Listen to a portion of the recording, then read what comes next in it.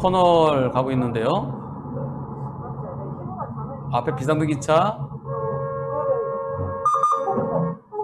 아이쿠, 다시요. 비상등 기차 가는 줄 알았는데,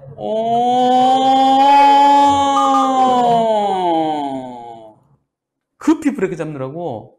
애기 베이비시트에는 23개월 된 애기가 있었고요. 그리고 또 아내가 만삭이래요. 태교 여행 출발했다가요. 저 차 때문에 급제동하면서 피하느라고 배뭉침 영상 때문에 펜션에서 바닷가에서 좀 이렇게 좀 태교 이렇게 그러니까 아파서 그냥 하루 종일 누워 있었대요. 급제동하면요 부딪히지 않아도 사람 다칠 수 있습니다. 급제동하면서 안전벨트가 탁 조이면서요 이런데 어깨 이런데 다칠 수 있고요. 임신부들도 안전벨트 매는 게 옳으냐 안 매는 게 옳으냐 좀 약간 좀 느슨하게 매는 게 좋죠. 저 임신부는 안전벨트 안 매도 됩니다. 안 맬 수 있어요. 예외 사유가 차가 서 있을 때, 그리고 또 질병이나 또는 몸이 좀 불편하신, 그래서 안전벨트 매는 게 오히려 더 불편한 경우도 있어요. 안전벨트 내 목에 여기 딱 이렇게 된다든가 그러면 무지나 위험할 수 있잖아요. 너무 비만이라든가 안전벨트를 해도 안 된다든가 또 아기를 위해서 이런 경우는 예외 사유입니다. 한번 볼까요? 안전벨트.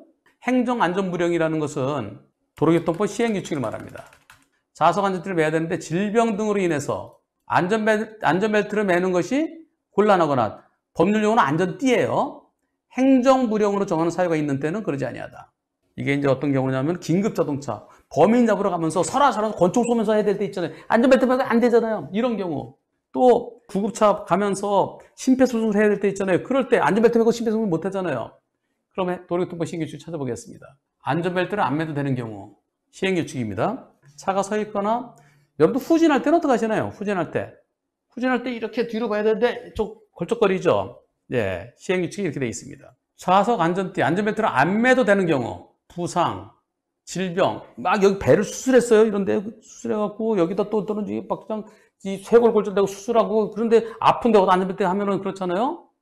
또는 장애, 부상, 질병, 장애 또는 임신 등으로 인해서 좌석 안전띠를 착용할 시 적당하지 아니하다고 인정될 때, 그때는 안 매도 된다.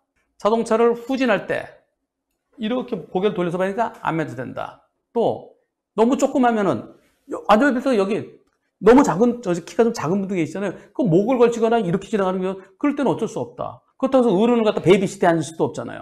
또 너무 이렇게 돼서 안전벨트 매니까 여기까지밖에 안 온다. 또 신체 상태에 의해서 안전띠 착용이 적당하지 아니할 때, 그때는 안 매도 된다.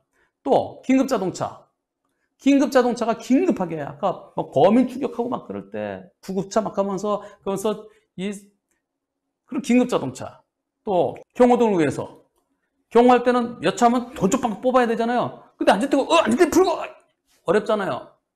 뭐 이런 경우, 네, 이런 경우입니다. 사고 나지 않도록 급제동할 때 다칠 수 있고요. 임신부들은 배가 딱딱하게 배뭉침 현상 때문에 고생한다고 합니다. 경우에 따라서 이제 또 심하면 하혈까지 하죠. 그래서 저런 경우는 일단은 그날 하루 종일 누워 있었대요. 안정을 취하고, 그리고 산부인과 가서 첫째, 아기한테 이상이 없는지 검사 받으셔야 됩니다. 그리고 나한테도 몸에 엄마한테 막 몸이 결리고 막 그러면은 그런 부분에 대해서도 의사한테, 산부인과는 아기 검사하고요, 태아 검사하고, 그리고 또 정형외과나 이런 데 가서 제가 어디가 많이 아픕니다. 그거 딱 진료 차트에 기록되게 하고, 그리고 당장 치료 못 받더라도 거기에 대해서 우선 뭐 보존적인 치료가 필요할 때도 있죠. 뭐 찜질을 한다든가, 그다음에 태아한테 지장이 없는 한도 내에서 물리치료 한다든가, 그렇게 해놔야 나중에 출산 후에 지난번에 아팠던 게 계속된다 그러면 그때 치료받고 보험사로부터 손해배상 받을 수 있습니다. 그런데 이번 사고예요. 급히 피하다가 보세요. 급히 지금 여기서 그냥 있대요. 거리가 얼마나 될까요? 저희가 지나가는데 몇 초 걸리나요? 하나, 둘, 셋, 네, 한 80여 m 될까요? 과실은 어떻게 되겠습니까? 만약에 부딪혔을 때 과실 비율하고 겨우 피한 것도 마찬가지입니다. 부딪혔다면 누가 더 잘못했습니까? 불박차가 앞을 잘 봐야지, 비상등 켜고 있는 차 저 차 서 있나 보다. 미리 속도를 줄였어야지.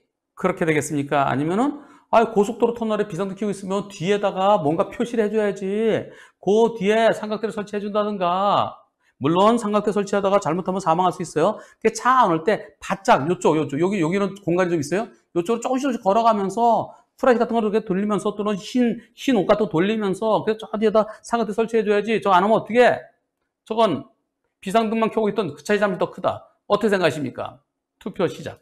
막상 터널에서 이렇게 발견하면 저거 잘 못 피해요. 그리고 살짝 또 커브 졌네요, 여기가. 그 구간도, 거기도, 지금 여기는 커브가 됐는데요. 아까 거기는 어땠나요?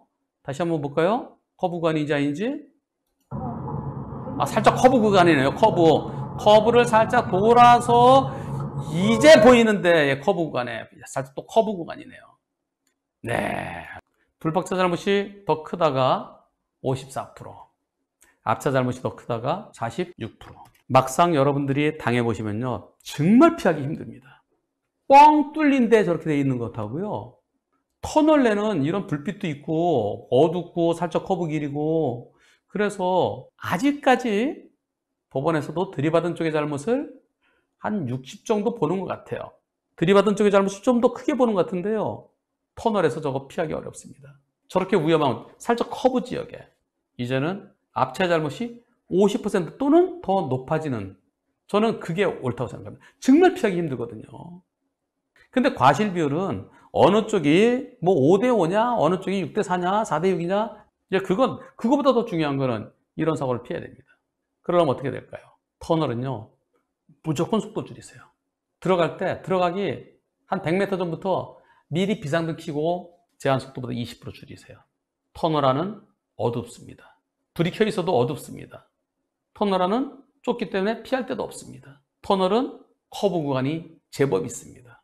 일반 고속도로는 쭉 뻗어 있고요. 굽더라도 좀 완만하게 굽는데요. 터널은 터널 뚫기 위해서 어쩔 수 없이 커브 구간이 있습니다. 설령 쭉 뻗은데도 속도를 줄여야 되고요.